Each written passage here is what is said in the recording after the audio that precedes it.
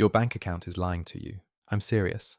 Right now, somewhere in your brain, there's a number you check sometimes. A balance, a net worth, a 401k, and every time that number goes up, you feel a little bit richer.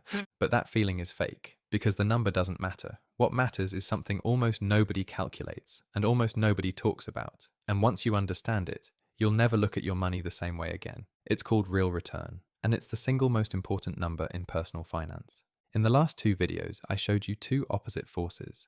Compound interest builds wealth over time. Inflation destroys wealth over time. Today, I'm going to show you the math that connects them. Because here's the thing nobody tells you. Compound interest and inflation are happening to your money at the same time.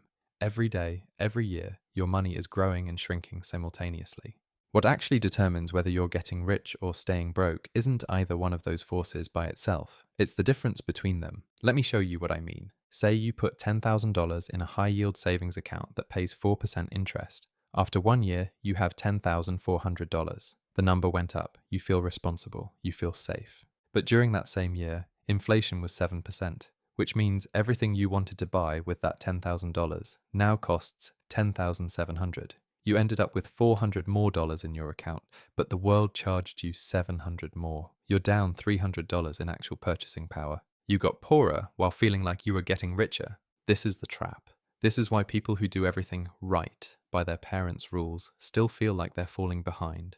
The numbers in their accounts go up, but the world is getting more expensive faster than their money is growing. Now, let me give you the simple formula that fixes this for the rest of your life. Real return equals nominal return minus inflation. That's it. That's the whole equation. Take whatever return you're getting on your money, subtract the inflation rate, and the number left over is what you're actually earning. If your savings account pays 1% and inflation is 3%, your real return is negative 2%. You're losing money every single year. If your investments grow 10% and inflation is 3%, your real return is 7%. You're actually getting wealthier. Most people never do this calculation. They look at the raw number on their account and assume up means good, but up doesn't mean good. Up faster than inflation means good. So let me show you what different places to put your money actually look like in terms of real return. Cash sitting in your wallet or under your mattress, 0% nominal return, 3 to 7% inflation. Your real return is negative 3 to negative 7% per year. Every year you hold cash, you're losing. A standard savings account, around 1% nominal return, same inflation. Real return is roughly negative 2 to negative 6%. Still losing, just slightly slower. A high yield savings account, maybe 4% nominal return. Inflation around 3, real return of about 1%. You're barely treading water. Bonds, depending on type, 3 to 5% nominal return, real return of 0 to 2% in most years, slightly ahead of treading water. The stock market, historically, around 10% nominal return per year over long periods, minus 3% inflation, real return of 7%. This is where actual wealth gets built. Real estate, historically, 8 to 10% nominal return when you include rent and appreciation, real return of 5 to 7%, similar to stocks.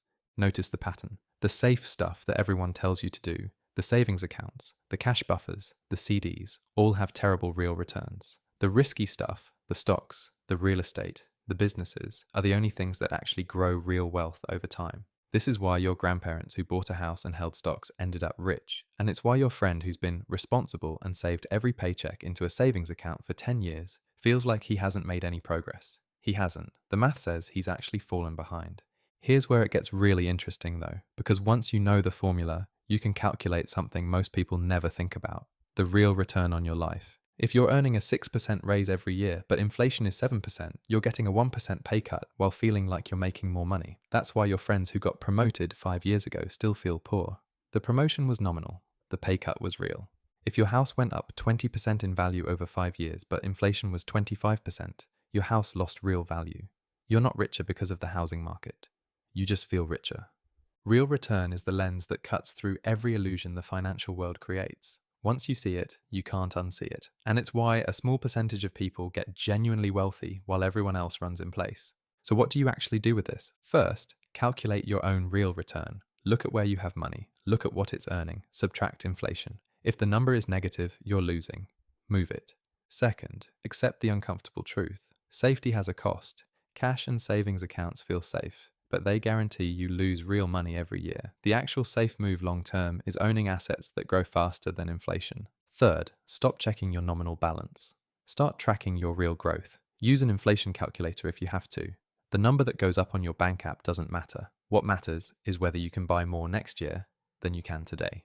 Here's the takeaway. Most people in the world are losing real money every single year, completely unaware. They're saving, they're being careful, they're doing what their parents told them to do, and they're getting poorer while the number on their statement grows. The few people who understand real return are doing the opposite. They look at their bank account and feel anxious if it's too big. They put their money into things that grow faster than inflation. They accept that real wealth comes from owning assets, not hoarding currency. And they end up rich. But here's the catch I haven't told you about yet. Because owning assets means taking on risk. Stocks go down, real estate crashes, businesses fail. So how do the people who get rich actually navigate this? How do they pick what to own without losing it all? The answer is something Warren Buffett, the guy from our first video, proved with a $1 million bet that he made and won against the biggest hedge fund managers in the world. In the next video, I'm going to tell you that story and show you the single investment strategy that beats 95% of professional investors over the long term.